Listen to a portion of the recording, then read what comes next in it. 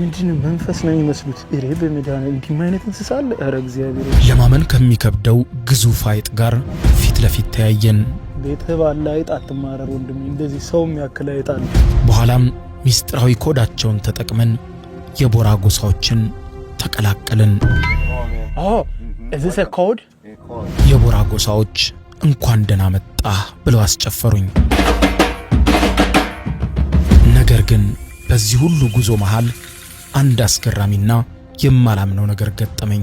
ሃይማኖት የሚባል ነገር በማይታወቅበት ሰዎች ከዓለም ስልጣኔ ርቀው በሚኖሩበት የአማዞን ጥቅጥቅ ጫካ ውስጥ ካሉት የቦራ ጎሳ ነዋሪዎች መሃል አንዱ ባንገቱ ማህተብ አንጠልጥሎ አየሁት።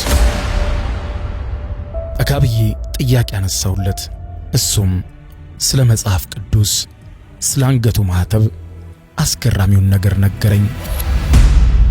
ያለነው 9 ሀገራትን በሚያዳርሰው እጅግ ጥቅጥቅና ሚስጥራዊው አስገራሚው የአማዞን ጫካ ውስጥ ነው።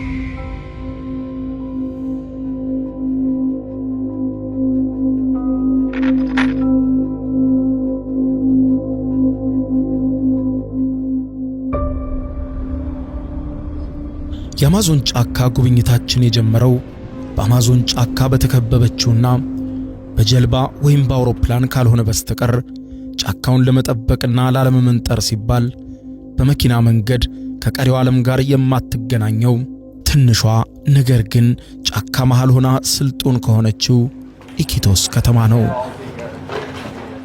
በአማዞን ወንዝ ላይ ይዛ